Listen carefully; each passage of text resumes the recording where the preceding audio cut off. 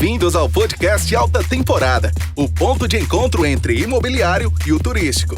Aqui você vai ficar por dentro das principais tendências em empreendimentos imobiliário turísticos, como multipropriedade, timeshare, meios de hospedagem alternativos, hotelaria, aluguel por temporada, entretenimento e segunda residência.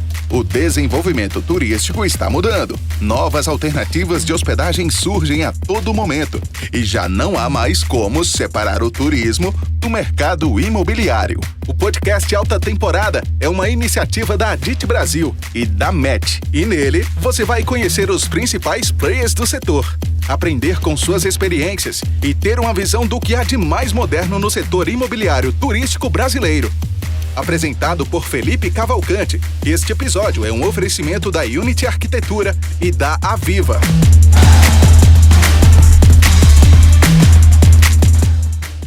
A Unity Arquitetura é uma empresa de profissionais criativos, especializada em hospitalidade, urbanismo e entretenimento, focada em projetar espaços únicos que emocionam e surpreendem, trazendo resultados efetivos para o seu negócio.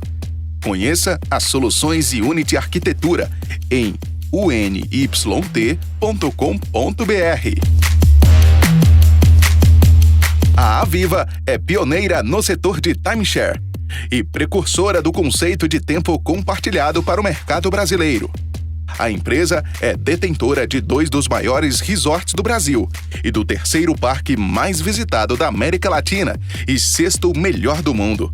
Conheça o Rio Quente Resorts e Hot Park, em Goiás, e Costa do Sauípe Resorts, na Bahia.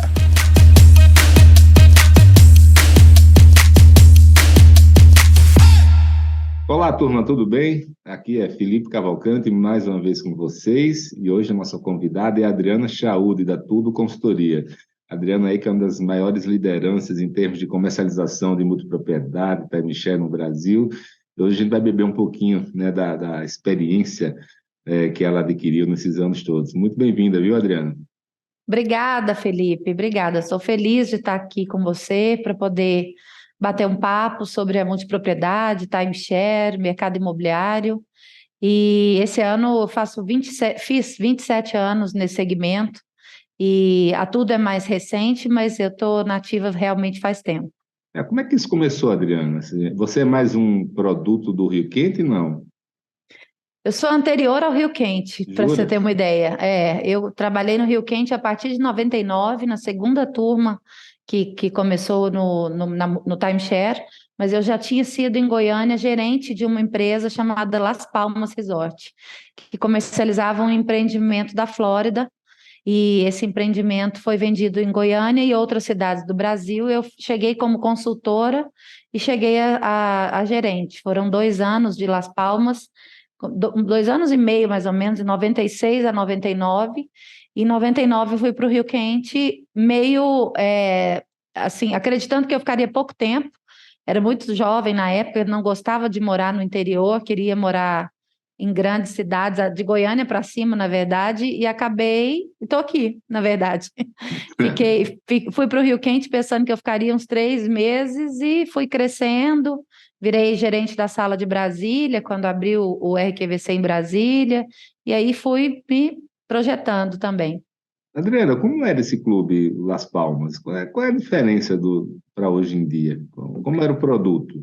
O produto eram semanas, você comprava o tipo de semana vermelha de alta, branca de média e azul de baixa. E você tinha o tipo de semana por 99 anos, renováveis, inclusive, na Flórida. Ficava numa cidade chamada Avon Park, 200 e poucas milhas da Disney, quer dizer, não era perto, não era pertinho, era uma distância considerável. E eles vendiam um empreendimento já pronto, eram casas de 3 quartos, mais ou menos 100 metros cada casa, era como um condomínio, era um condomínio. E podia fazer intercâmbio, a intercambiadora na época era a Interval, e eles faziam vendas no Brasil e lá. No Brasil começou com sala em São Paulo, depois cresceu para Goiânia, Brasília, São José dos Campos e foi tendo outras salas. Adriana, uma curiosidade, funcionava, vendia? Vendia para caramba. Só que era vendido em dólar. O preço era $9.993. Eu nunca vou esquecer. E aí teve a explosão do dólar. Na época, a Lilia Vitfib falava a todo momento, não compre nada em dólar, e aí a gente caiu as vendas muito, caiu, assim, despencou. E aí eu saí dessa área, fui trabalhar com exportação, com nada a ver, com outras coisas. Eu tinha me formado em Direito aqui em Goiânia e fui trabalhar com exportação de produtos goianos para o México. Quando eu voltei do México, o Rio Quente estava fazendo a seleção aqui em Goiânia e eu fui em novembro de 99, que ele abriu, e aí eu fui para o Rio Quente. E aí do Curiosidade, Rio Quente eu saí. como era o Rio Quente naquela época? Bem no iníciozinho. O produto do Rio Quente era bem escondido do produto original. O timeshare era meio... Era numa sala... Já começava que a sala era no subsolo do Hotel Turismo, e então não era divulgado no empreendimento, não era divulgado... mal fazia... Aliás, a gente fazia muita captação no Hot Park, já existia o Hot Park, já tinha um acesso importante, e a gente convidava e atendia muito mais clientes do Hot Park do que propriamente hóspedes no início, que era meio, o hóspede já está garantido, já vem para cá, então a gente precisa trazer novos clientes com o Hot Park, o que foi mudando de figura. A gente tinha uma sala de vídeo, uma sala de atendimento, e a prospecção era só dentro dos hotéis do empreendimento. Depois que a gente começou a fazer captação nos hotéis de fora, que aí eram os flats. Antes de ter Giardino, era o Rio Quente Suite Flats. Aí esses flats começaram também a nos abastecer, mas era uma sala. Mas já com 1 ano e meio de operação, começou a ter uma sala no Hot Park e a gente atendia separado. Cara, que história, hein? Eu peguei essa sala lá embaixo, no porão, era embaixo, né? Bem diferente da que tem hoje. Cara, e o que é que você aprendeu daquela época que você teve que desaprender depois? Eu aprendi. Naquela época, a gente ainda tinha o timeshare muito com a venda é o efeito surpresa. Então não precisa divulgar antes, porque é só quando ele chegar aqui que ele precisa descobrir para que ele aqui seja motivado. Tanto que o Rio Quente chama até hoje o liner de motivador, Isso. né? Ele ser motivado a comprar pelo que ele aprender aqui no momento.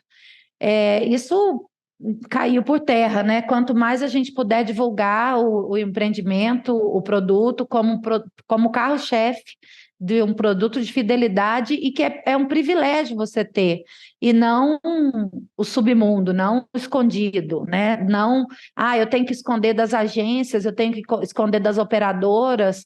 Isso no Rio Quente até não foi um grande problema, porque a operadora era própria, a Valetur, não era esse o choque era que eles já tinham clientes habituês e eles achavam que esses habituês no início já estavam ganhos, então não precisava. Quando a gente fez um plano, aliás, eu não participei de concepção, porque eu tinha uma consultoria argentina e eu entrei para trabalhar, né, já entrei como gerente de treinamento, porque eu já tinha sido gerente de sala, e não tinha gerente de sala. Gerente de sala era da consultoria argentina, e era um produto de 30 anos, que está vencendo agora, com muitos pontos, e com muito ponto mal calculado, na verdade, que inclusive isso também eu aprendi, né? Hoje os produtos são menores, os produtos até de timeshare não são por tantos anos, porque já era um ganho para mim, o que antes o Las Palmas eram 99 e o Rio Quente por 30. Hoje os produtos de timeshare são 10, 15 anos estourando, né? Assim, como máximo. Os maiores são 10 anos, mas são poucos, né? Acaba vendendo pouco esse ticket. Os maiores, porque há muita renovação, muita modernização, que não dá para você manter um cliente com a mesma base de 30 anos. Então, esse produto do Classic, que ele chamava, ele hoje, quem tem, adoraria ter um novo desse, mas não tem mais. Adriana, voltando para esse tema aí do segredo, né? Quando eu comecei há 10 anos atrás, no meu timeshare, era a mesma coisa. A gente não podia divulgar nada, era surpresa, a pessoa tem que chegar lá. O que eu tenho orientado meus clientes hoje é o seguinte, cara, o máximo que você puder fazer de propaganda do seu empreendimento, você faça, né? Porque quando você, o captador, chamar o telemarketing, chamar para ir para a sala de vendas, pô, você já tem é aquela que a pessoa tem uma Sim, referência, tem credibilidade. Então, sim. assim, eu estava na dúvida como é que o mercado via isso, né? Da sua opinião, realmente é importante fazer esse marketing institucional? É o caminho certo ou tem algum cuidado que a gente tem que ter? Totalmente importante. Eu acho que o cuidado é não revelar tudo, mas é impossível revelar tudo porque são muitos detalhes. Você passa Tanto 2 horas com o que cliente e não consegue falar tudo, imagina. é claro, claro, um treinamento para capacitar um consultor, por exemplo, leva 15 dias para ele aprender o que ele tem que apresentar, e ele apresenta a base para aquisição, né? Na prática, o cliente aprende ao longo do uso. Mas quando a gente remete, é aquilo ali, não é à toa que grandes sucessos do timeshare são Rio Quente, são Enotel, foi por muitos anos, o Beach Park, são empreendimentos que fazem essa divulgação institucional e, ao mesmo tempo, vinculando ao produto, porque é um produto de fidelidade ao que você vê que todo mundo quer, que é aspiracional. Isso é bom para efeito também de troca. Quando eu tenho um empreendimento que é amplamente divulgado, ele tem um poder de intercâmbio maior. Ele tem uma procura maior, esse poder de intercâmbio é aumentado. Então, ele é valioso, esse produto. Então, se o empreendimento já começa a fazer isso, tanto para efeito de captação, quanto para segurança na venda, quanto para o que eu estou comprando, faz muita diferença. No timeshare e na multipropriedade. Não sei se já entramos nesse assunto, mas a multipropriedade começou também com essa veia de não falar para falar dentro de casa, mas caiu por terra. Perfeito. Não, antes de falar da multa, Ivan, eu queria ainda matar uns assuntos aqui. Um deles, você falou da consultoria argentina, né? Eu conheci Sim. o dono da empresa, e eu sempre ouço falar, né, da escola argentina e da escola mexicana, né? E sempre, nunca positivamente, né? Era muito agressiva. Você que viveu isso, eu não vivi.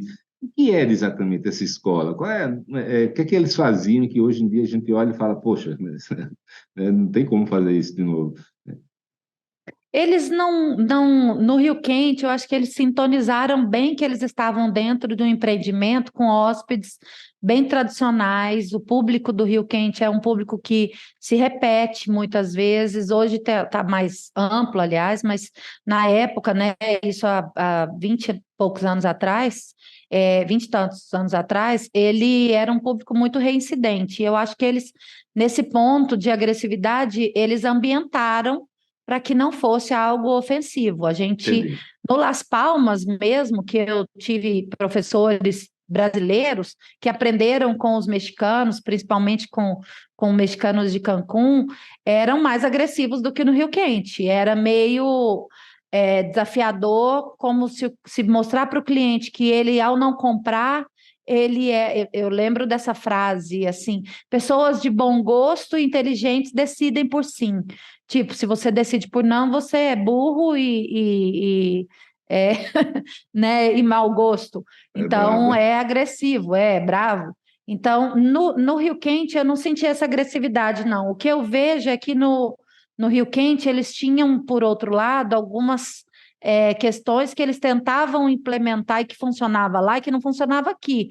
Por exemplo, a gente aqui funcionava muito bem o fracionamento da semana, porque o Rio Quente é um destino de 3, 4 dias, por muito Perfeito. tempo foi isso, e eles queriam bater forte em uma semana, por causa pelo normal que é, pelo comum que é o intercâmbio. Para efeito de intercâmbio, beleza, mas o proprietário poder ter esse plus foi algo que foi acrescentado, esse fracionamento, só que no começo era com uma certa punição, pagava-se uma manutenção mais cara por fracionar, pagava-se, tinha mais débito de pontos, até desmedido o valor de débito de pontos, então isso também mudou.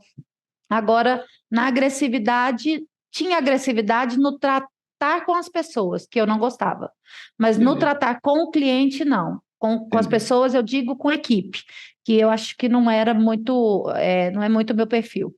Perfeito. E você falou aí agora há pouco sobre o timeshare de 99 anos do Las Palmas, depois baixou para 30 no Rio Quente.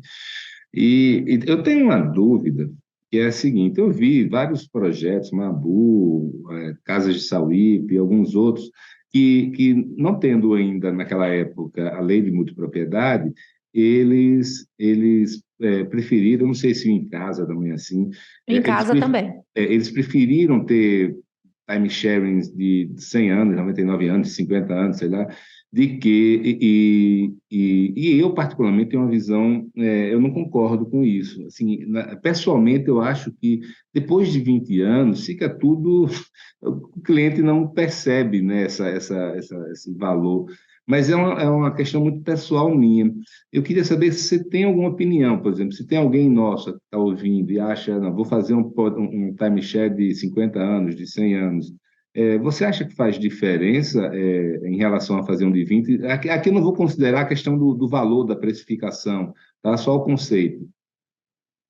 Eu acho que a tentativa de fazer com mais tempo é dar a sensação de posse que a multi dá, né? Que é praticamente uma escritura. Se você pensar em 50 anos, quem aos 40 viver mais 50 tá, né?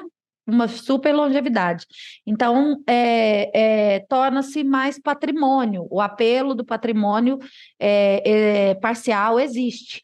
E esses empreendimentos, se não me engano, o Mabu fez 50 regressivo, agora já está com menos, né? Porque todo mundo tem que acabar ao mesmo tempo.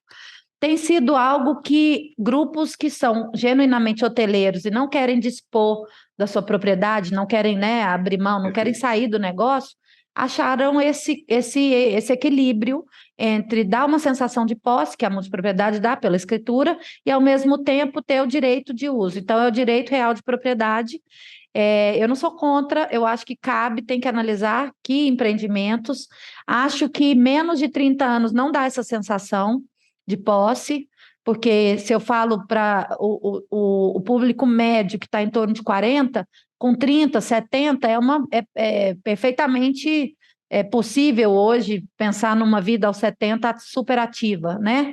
A questão da qualidade de vida mudou esse número aí, empurrou ainda bem para frente.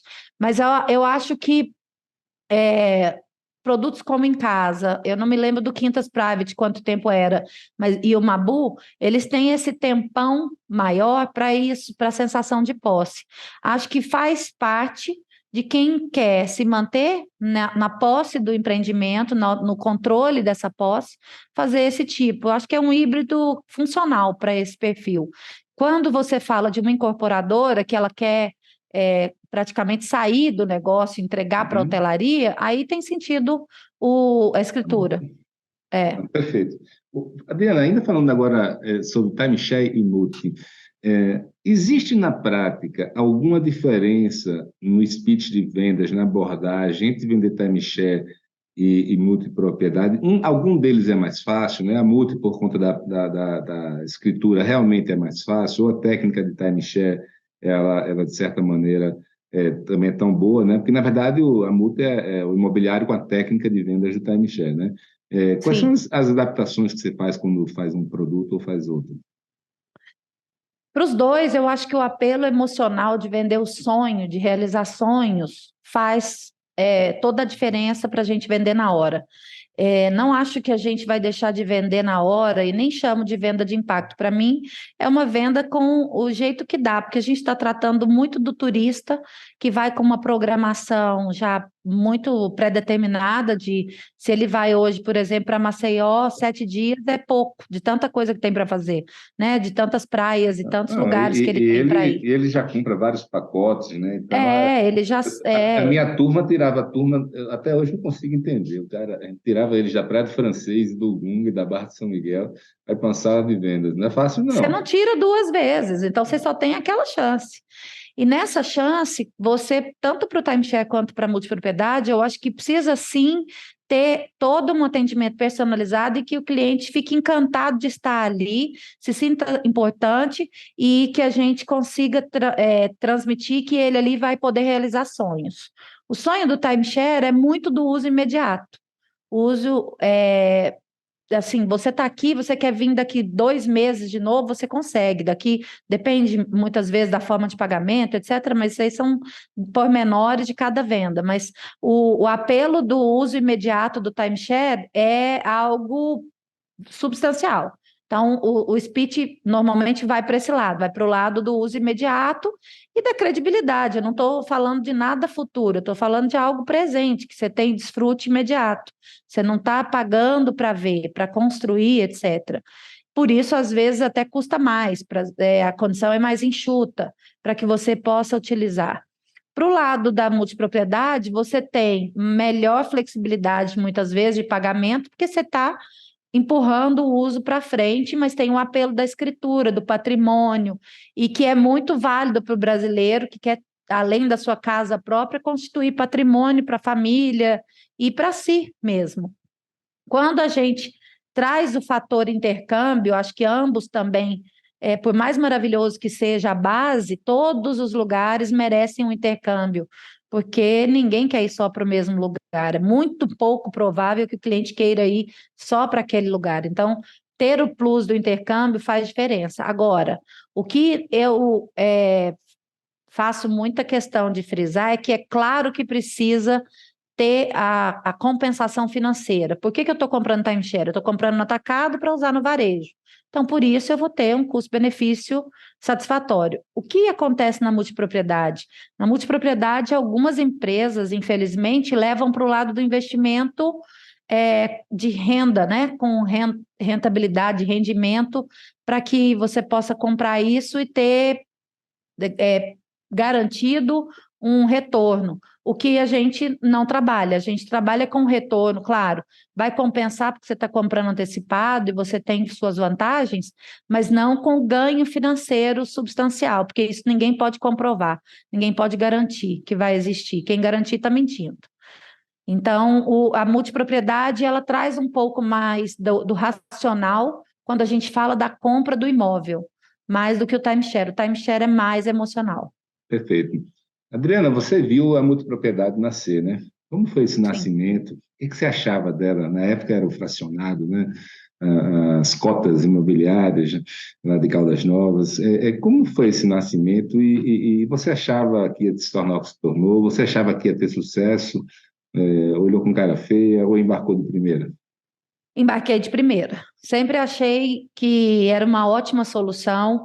Na época, a gente estava com a comercialização do empreendimento, estava iniciando a possibilidade de comercialização do empreendimento em Olímpia, que seria ou timeshare ou multipropriedade. E decidiu-se pela multipropriedade porque foi feito ajustes, né, no cartório e tudo mais, porque esse empreendimento especialmente estava voltado para a venda de apartamentos integrais. E em 2012, 13, isso aí, os apartamentos integrais, na verdade, foi 14 que a gente começou a vender, mas isso em 2012 ainda estava vendendo super bem. E tinha passado um julho de 2013 com pouquíssimas, ou acho que, se não me engano, uma venda. Quando teve essa uma venda só, decidiu-se fazer a multipropriedade porque era democratizar a compra, ampliar o nicho e comprar somente o que você utiliza, que é uma premissa inicial do timeshare. Você vai comprar aqui 1, 2 semanas por ano, depois passou para pontos e vai utilizar conforme se utiliza.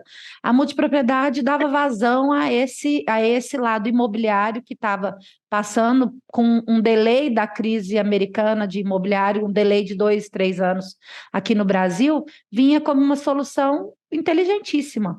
Eu sempre abracei, nunca fiz cara feia, pelo contrário, acho, inclusive, que é um produto ímpar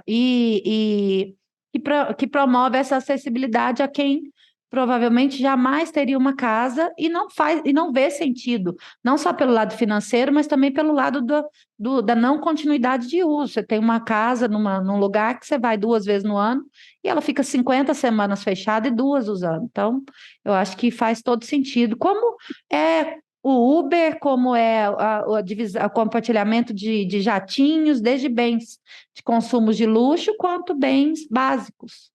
Adriana, e de lá para cá, nesses 10 anos, né, se tornou uma indústria gigantesca. A minha pergunta aí é o futuro, daqui a 10 anos. Você acha o quê? A gente está, de vez em quando, aparece alguma crise no setor de multipropriedade, uma empresa que vai mal, um fundo que é isso ou aquilo. O que você acha que vai acontecer? Porque, assim, se você for falar sobre essa sua lógica, que é a lógica da multipropriedade, dá acesso, né, da segunda residência, né, uma coisa aspiracional para quem não tinha antes, Sim, o tamanho do mercado é monstruoso, né? Ao sim, mesmo tempo, a gente tem um problema de gargalo de captação em algumas cidades, etc. sim. E você acha que a gente chegou num patamar e que a partir de agora o crescimento vai ser menor, vai ser mais orgânico? Ou você acha que daqui a 10 anos a gente está 2, 3, 4 vezes maior do que está hoje? Você já parou para pensar nisso? Eu já parei. Eu vejo que, assim, até fazendo um paralelo, quando você monta uma empresa e vai. E aí depois você arruma a casa né, e coloca processos, procedimentos, metodologia, medidores, etc.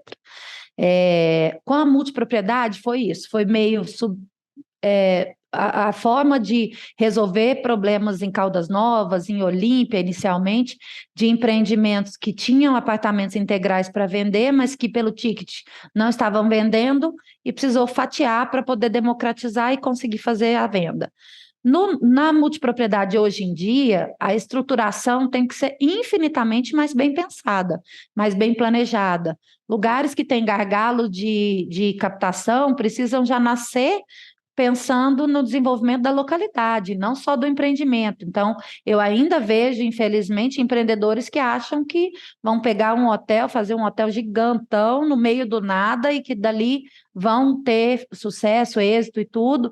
E não é bem assim. Acho que estamos no momento em que precisa, desde a concepção, desde do estudo ou da pesquisa de mercado, ser muito bem destrinchado e enxergar todas as partes que vão funcionar. É um negócio que quem montou, quem desenvolveu, dificilmente ou demoradamente vai sair do negócio. Vai continuar e vai continuar como gestor de condomínio ou terceirizando e assessorando essa gestão de condomínio. Vai ser mais profissionalizado. O que eu acho que não está nem de longe estagnado e nem com chances próximas de estagnar. Acho que tem muita chance para crescer, precisa ver em que mercado.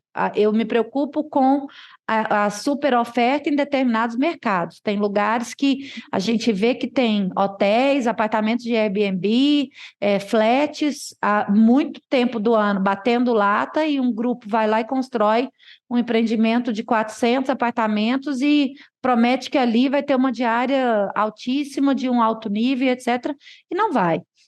Então, eu acho que a transparência com o público final vai fazer diferença na perpetuidade da multipropriedade. Isso é uma premissa que todos que trabalham nesse segmento, como uma profissão, não como um freela para poder ganhar dinheiro, porque os VGVs são realmente astronômicos, precisam ter de preocupação, precisam ter de norte. Dentro disso aí, a gente viu o início da multipropriedade com grandes empreendimentos de 1.000 unidades, de 500 unidades, né? Qual é a sua opinião depois de todo esse aprendizado dos últimos 10 anos? Qual é o tamanho que você acha mínimo e máximo, um tamanho ideal para o empreendimento, para ele não só ser viável de um lado, mas, por outro lado, não ficar também fora de proporção? Eu acho que esses estudos são estudos de mercado, estudo de viabilidade comercial, eles não são, para alguns, levados tanto em conta, e faz muita diferença quando se faz essa pesquisa. Tem um determinado cliente que a gente está conversando, que ele encomendou uma pesquisa e a pesquisa indicou ele não fazer. Eu sei que eu estou nesse risco e eu acho que faz parte, porque a pesquisa mostrou que o tamanho que ele queria fazer para compensar a área que ele tinha, não dava para ele fazer não valia a pena ele fazer a multipropriedade, sim um outro negócio.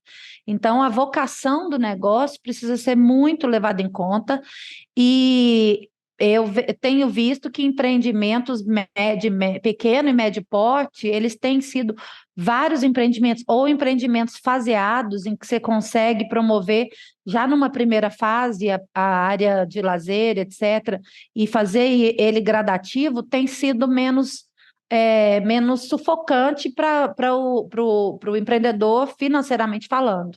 O que a gente vê Eu não sou contra fundos, eu acho que os fundos estão aí para emprestar dinheiro a quem precisa e precisa para finalizar. Infelizmente, a gente teve alguns exemplos recentes que, muito também por motivos de pandemia, por motivo, né, de desaceleração de vendas pela pandemia, de mudança nas taxas de juros para outros patamares, os empréstimos com os fundos ficaram praticamente impagáveis, e aí nisso atrapalhou, mas o cálculo de fundo é mais ou menos como o cálculo de financiamento da incorporação convencional.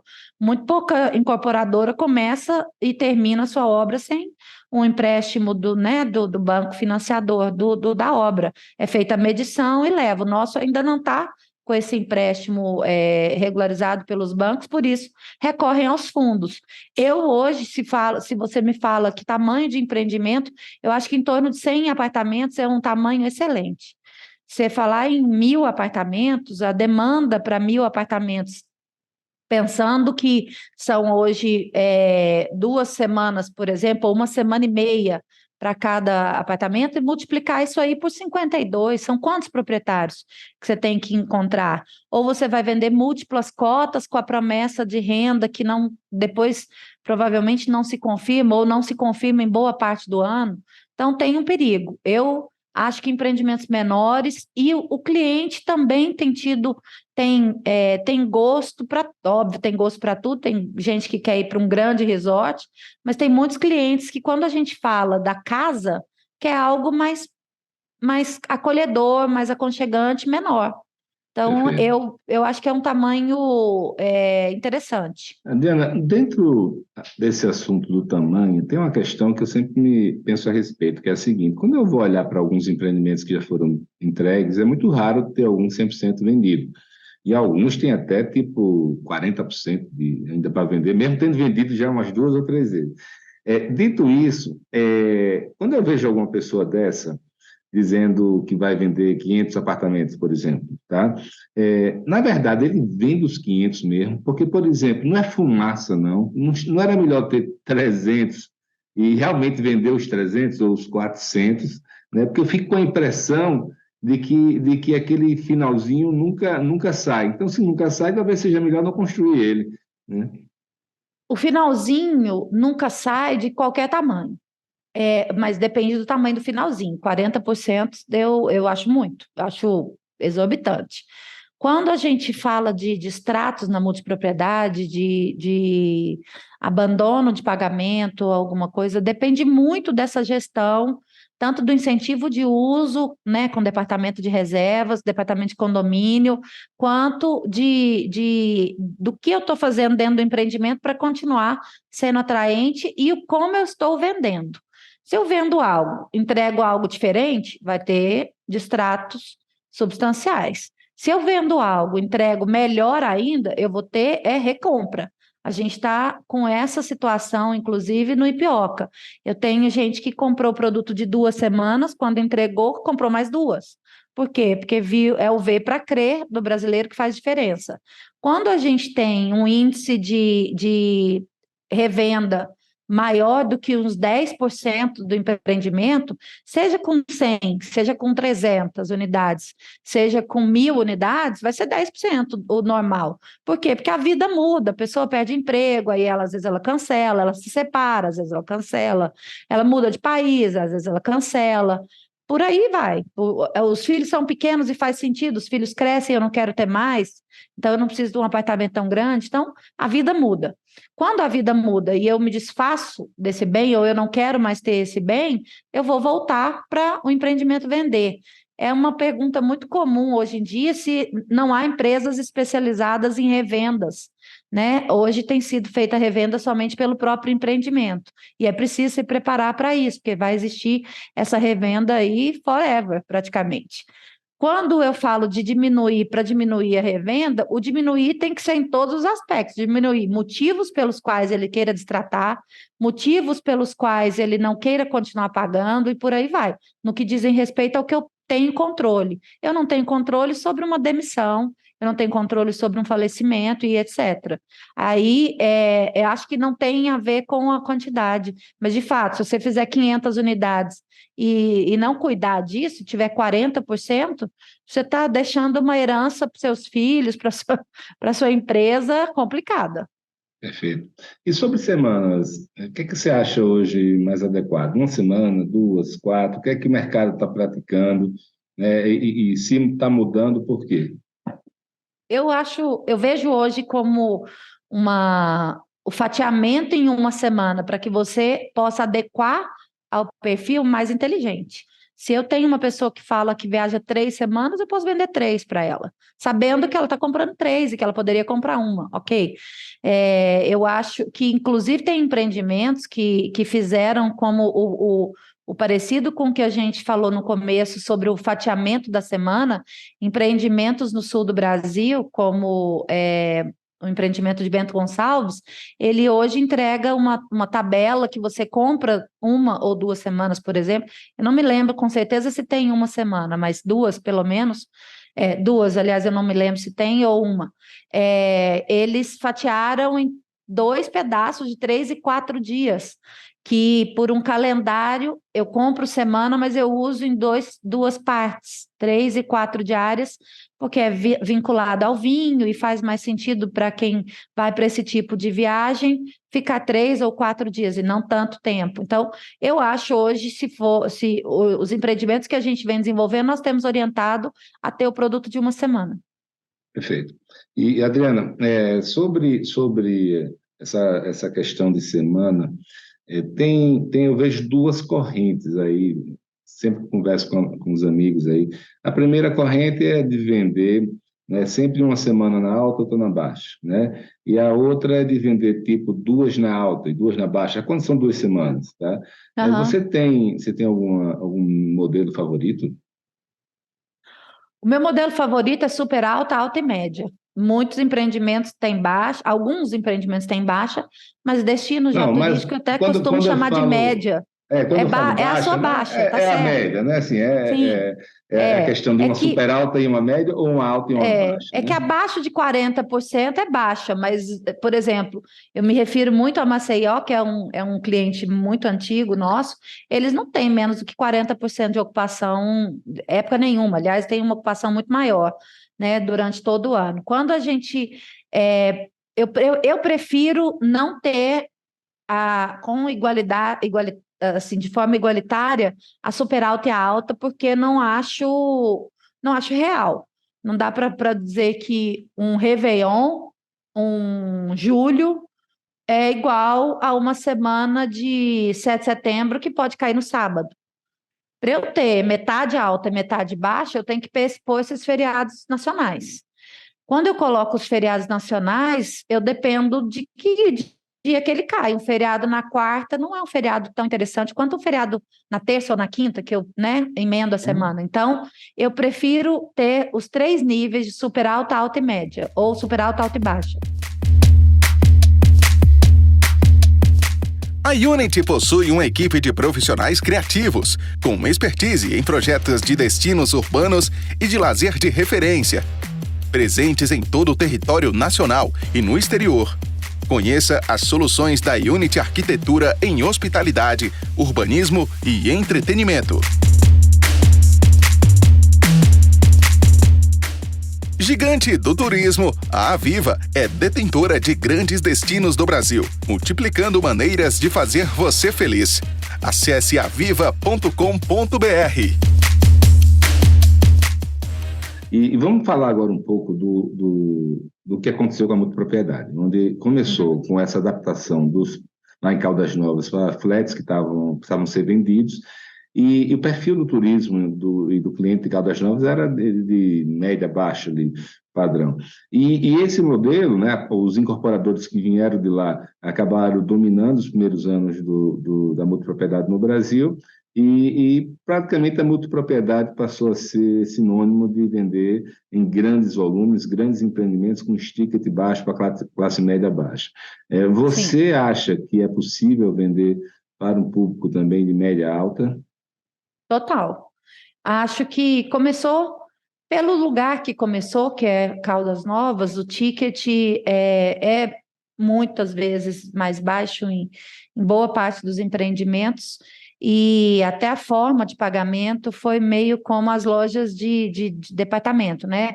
Magalu, Casas Bahia, etc., que você não está precisando de uma televisão, mas você compra a televisão pela forma de pagamento. Então, fazem até críticas falando que é o modelo goiabano de venda, mas que eu acho que dá acessibilidade. Por outro lado, ele tem que comprar, obviamente, mas tem que continuar pagando.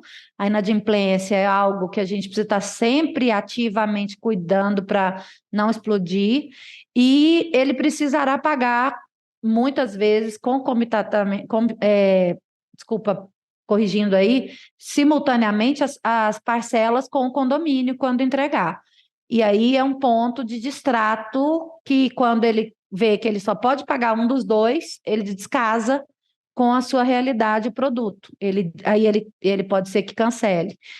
Acho que quando a gente vai para o lado de alto padrão da multipropriedade, ele tem outros apelos que são a exclusividade, até indo para o luxo. Recentemente a gente participou por quase 2 anos de um empreendimento de altíssimo luxo na Serra Gaúcha, que é voltado por essa exclusividade, por o destino e localidade único. A palavra usada era até a unicidade do produto, e esse fator exclusivo faz total sentido para quem quer produtos de mais alto nível, né, de mais alto luxo.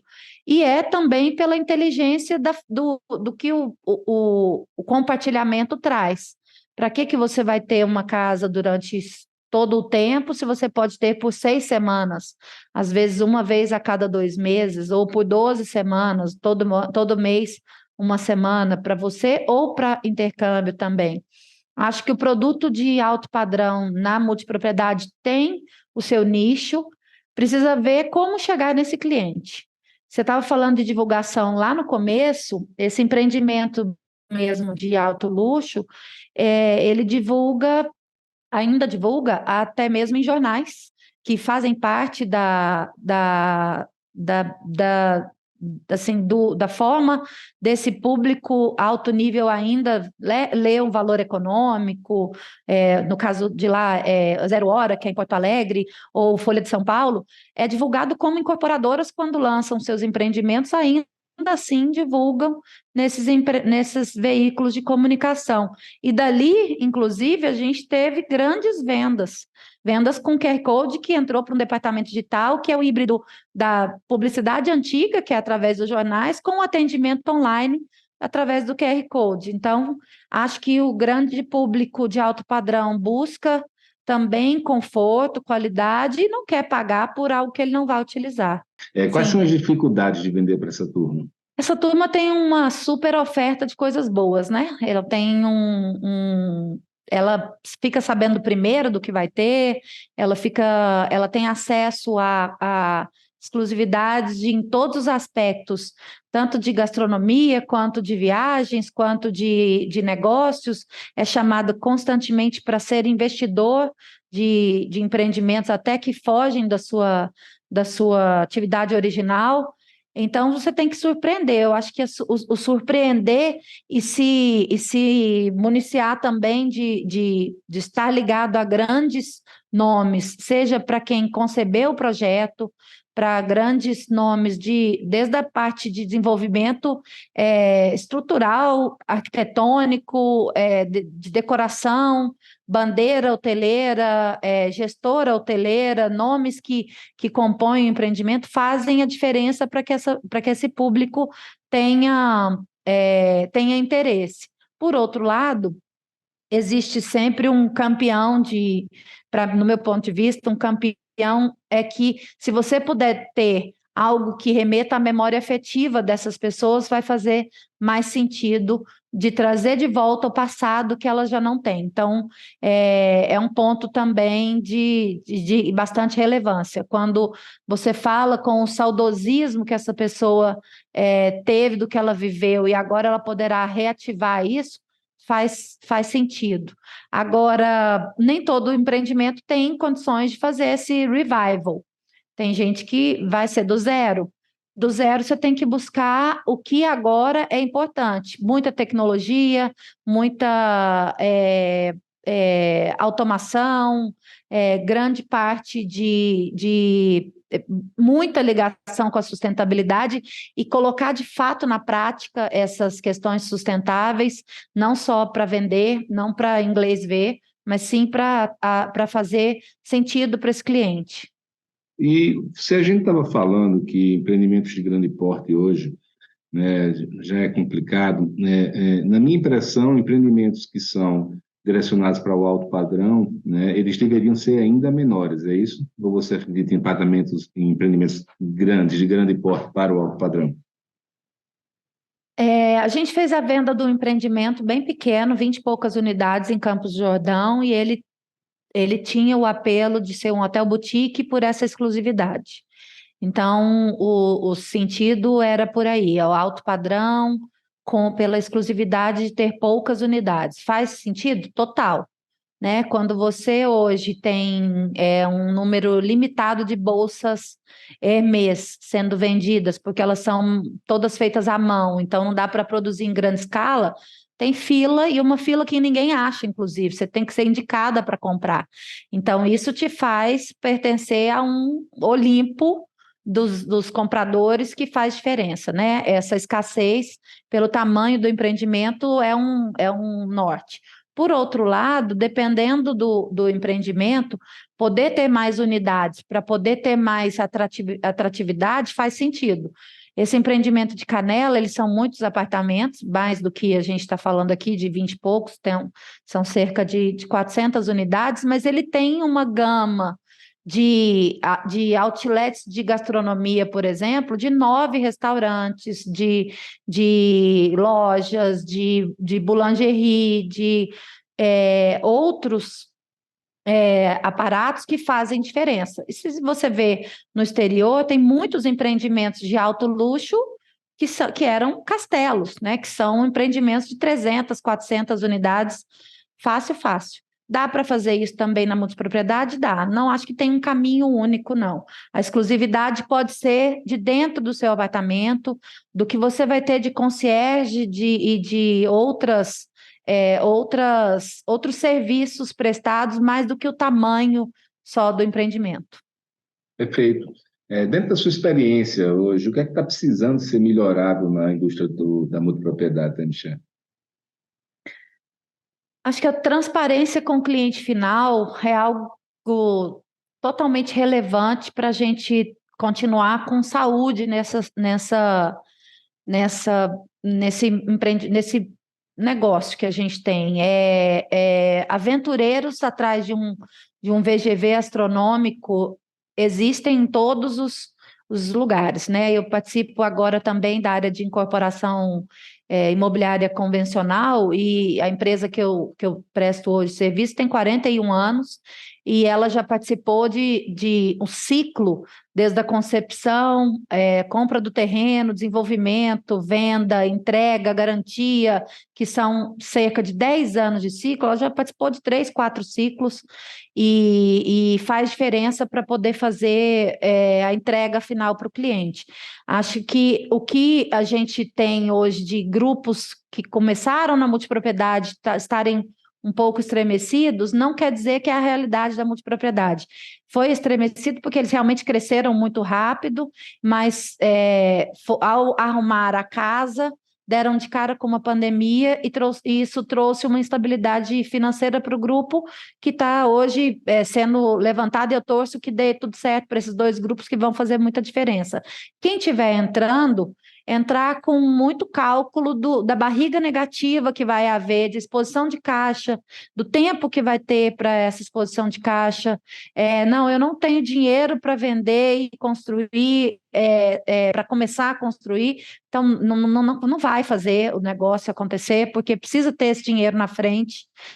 Muito pouca gente consegue fazer a obra só com o dinheiro da venda, precisa de ter um caixa próprio, ou com sociedade, ou com algum fundo, com certeza. Acho que quanto mais empreendimentos ficarem ligados a instituições como a DIT e tiver a boa prática disseminada, a boa prática. A gente fundou há pouco tempo a Abrotec, que é a Associação dos Operadores de Tempo Compartilhado, e eu sou uma das fundadoras, e a oportunidade de fazer parte é para que a gente possa fazer, municiar o nosso cliente empreendedor e o cliente final das boas práticas do mercado, para que a gente possa também dar apoio a quem trabalha e tenha cada vez menos pessoas que estão de passagem pelo negócio, freelancers do negócio. Acho que a multipropriedade e o timeshare são, sim, a saída para grandes grupos e um negócio a mais para grandes grupos que já estão atuando em outras áreas. Vejo que empresas como essa mesmo, que eu estou aqui em Goiânia, que está na incorporação convencional, olha para a multipropriedade admirado do que tem sido feito no Brasil, sabe? Tem cases excelentes para a gente apontar. Não, perfeito.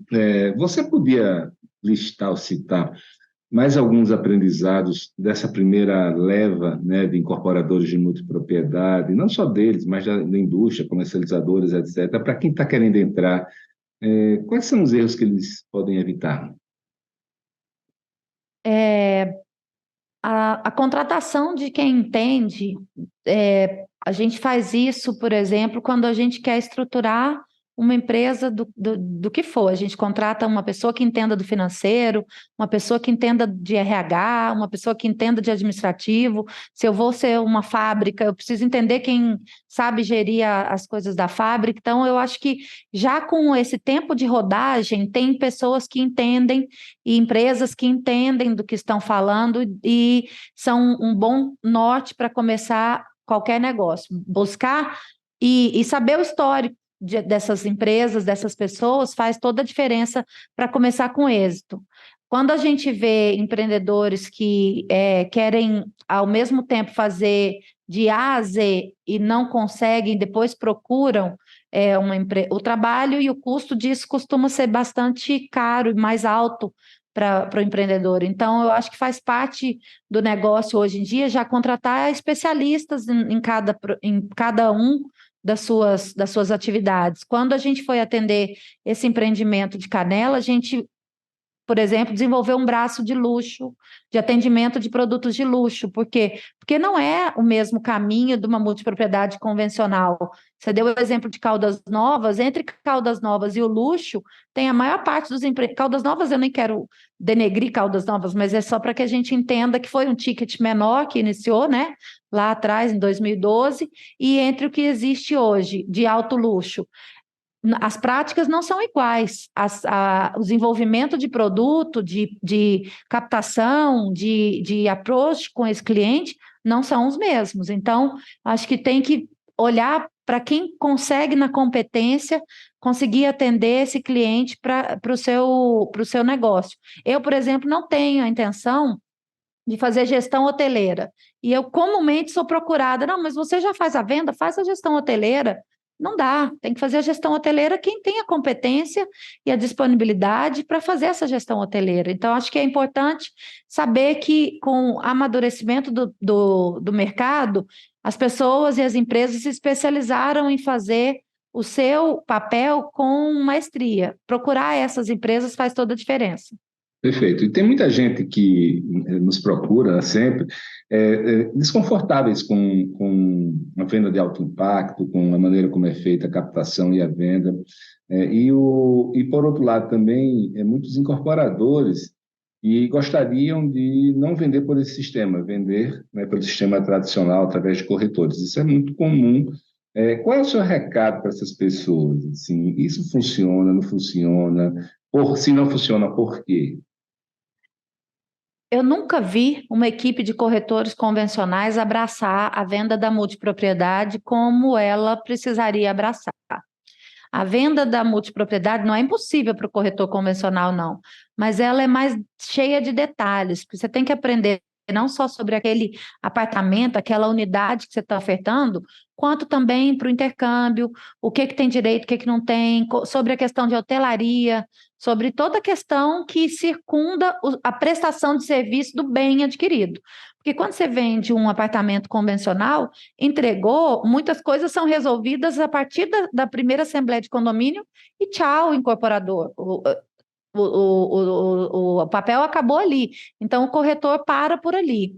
Além do ticket, que é muito menor, normalmente infinitamente menor, então corretores convencionais não dão tanta bola, tanta dedicação. Quando a gente monta uma sala de vendas ou mais salas de vendas que podem ser dentro do empreendimento, fora, a gente usa o linguajar in-house, off-site, daquele empreendimento, ela é como uma house, como uma equipe interna completamente dedicada àquele empreendimento.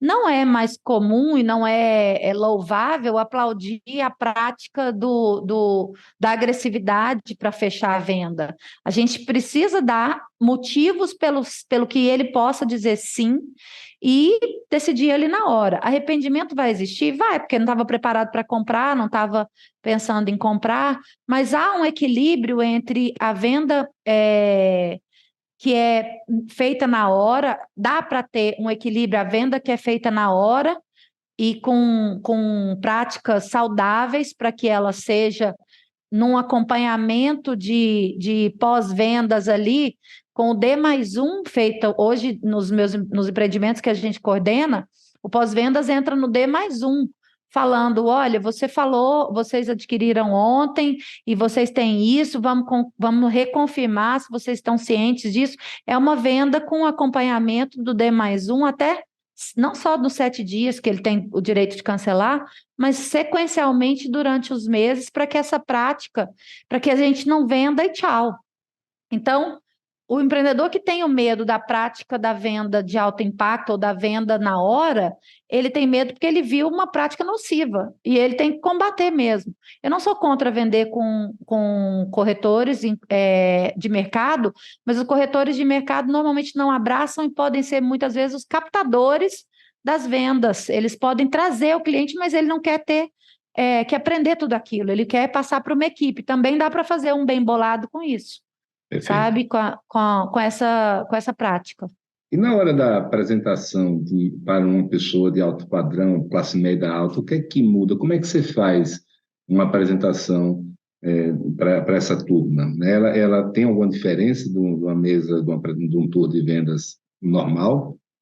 Ela tem normalmente mais pressa, ela tem mais impaciência, ela tem muita informação, a informação muito rápida, então o interesse para ser conquistado depende primeiro de uma sincronia muito forte de quem o está atendendo, normalmente com um front-back, com uma apresentação e fechamento feito pela mesma pessoa, para poder conseguir criar esse vínculo com essa família que está sendo ali, com ao mesmo tempo dinamismo, encantamento, com tecnologias de salas imersivas, com tecnologia na questão da maquete, interatividade, para mostrar com muita transparência e ao mesmo tempo inovação o que vai ser entregue. O serviço que precisa ter para atender esse cliente precisa ser impecável em todos os aspectos, desde o que é servido a ele, aonde é entregue. Então, você tem que ter, se você tem o copo, não pode ser um copo qualquer, não pode ser uma bebida qualquer, não pode ser um petisco qualquer, tem que ser algo que encante em todos os sentidos, né, os sentidos olfativo, visual e tudo isso é completamente levado em conta, quanto o dinamismo, que não dá para perder tempo. Esse cliente ele não tem tempo a perder, mesmo tendo sido convidado e tendo topado fazer parte da experiência. Ele precisa, de fato, viver uma experiência e não sentar numa apresentação trivial. Faz parte disso mostrar o encantamento com o decorado do empreendimento, brindes exclusivos e personalizados que ninguém mais recebe, faz diferença também. Não é mais que eu vou... eu posso conseguir jantar ali, se eu quiser. Não, aqui só janta quem é da apresentação e tudo mais. Então, assim, você tem que fazer esse encantamento diferenciado já desde o bom dia, desde do primeiro boa noite. Esse cliente é exigente e o que não... E você precisa ter na ponta da língua o que precisa ser respondido para ele com bastante segurança. O que não tiver, por algum motivo, ninguém vai ter todas as respostas todo o tempo, precisa buscar e não se esquecer de retornar para que faça sentido para esse cliente. Às vezes, a venda não vai fechar na hora com esse produto tão mais caro. Às vezes, ela vai ser uma venda híbrida, que vai começar ali na sala e ela vai seguir por um relacionamento. Não, perfeito, Adriana, espetacular o nosso papo, hein? Mas infelizmente chegamos ao fim. E eu queria... Passa rápido demais, cara. E eu queria te agradecer, tá? Foi um prazer enorme aí ter você aqui com a gente e passar para você aí, para o seu fechamento, para as suas palavras finais. Obrigada, Felipe. Um prazer para mim também. Nem vi a hora passar. Foi ótimo bater esse papo e acho que esse podcast pode ser visto como um papo mesmo de amigos e de pessoas que estão trocando experiências para poder ter o melhor para o segmento que a gente atua. Eu sou formada em Direito, mas nunca atuei no Direito. A minha profissão é o turismo e o meio imobiliário. E quando a gente tem essa paixão pelo que a gente faz, a gente fala sem nem ver que está falando, né? Para nós é um prazer e estamos à disposição para quem quiser. A Tudo funciona em Goiânia, mas atende o Brasil inteiro. E a Chaúde Properties atende no segmento de luxo e alto padrão também pelo Brasil inteiro. Show de bola, Adriana. Grande abraço, hein? Sucesso. Abraço, obrigada.